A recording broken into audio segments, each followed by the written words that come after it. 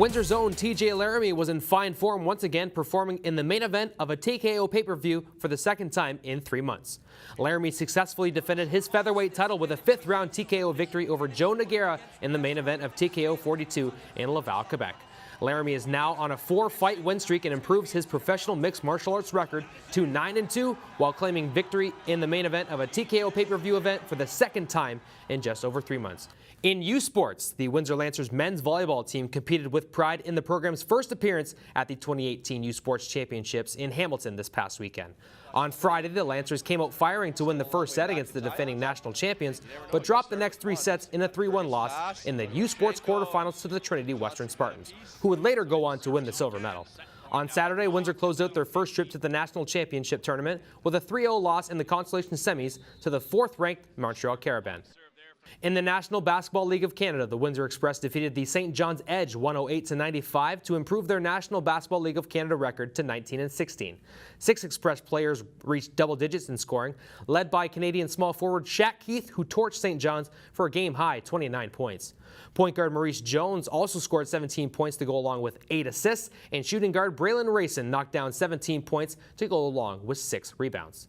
The Express will host their final pair of regular season home games this upcoming weekend at the WFCU Center. At the WFCU Center on Sunday, it was the final game of the OHL regular season as the Windsor Spitfires hosted the Saginaw Spirit. Prior to the game, the Windsor Spitfires honored their overage graduating players Jake Smith and Luke Shankar for all of their services with the club. Those 2 players would then go on to help the Windsor Spitfires secure a 3-2 win over the Saginaw Spirit and secure 6th place in the OHL's West Division. Brock Byer, the rookie goaltender, picked up his first OHL win, and Jake Smith scored a pair of goals, including the game winner, into an empty net. The Spitfires won on to win 3-2 to secure 6th place in the OHL's West Division and will now go on to play the 3 seed, the Sarnia Sting. The Windsor Lancer women's track and field team, led by Kelsey, won 3rd place at the USPORTS Track and Field Championships with 79 points. You know what? All I can say is that you did it. Yeah, we did it.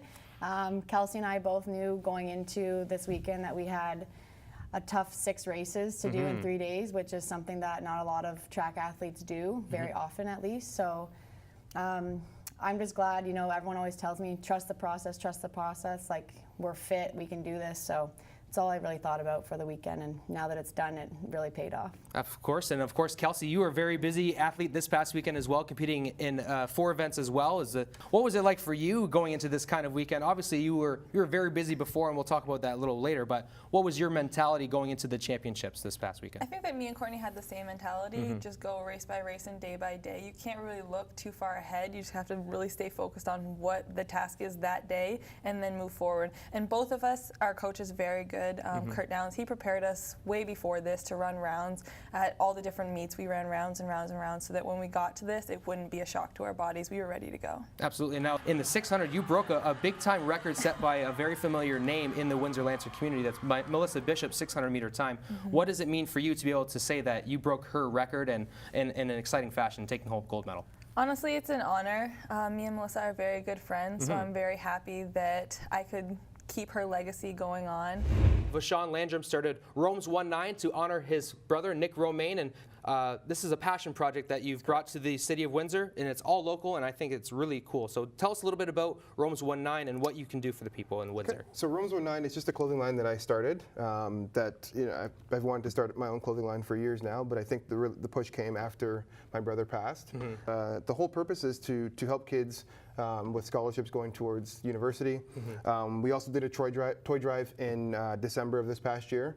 My mom was one of the great promoters for that, but I had a lot of sponsors and everything from people that I've worked with, friends, family. So everybody really kicked in, and that's where the push said, okay, I got to keep going with it now. So taking it a step further. Absolutely. So this has been going on since 2015, and now you've partnered up with the town of Essex, and you're going to be offering some scholarships to residents of the Essex High School. That's correct. A couple of $500 scholarships. This is really a nice initiative to show that you care about what goes on in the local area, and you're trying to help those who need those funds, right? That's correct. And I was, I was fortunate enough that I had my education paid for when I went through university. So I said, any way that I can help give back, I'm going to do that. This week's In the Zone moment, brought to you by the Zone Bar and Grill, goes to Windsor native Dominic Johnson and his Buffalo Bulls, who has a number 13 seed, knocked off the number 4 Arizona Wildcats in the first round of the NCAA Division I men's basketball tournament. Congratulations, Dominic, on your In the Zone moment.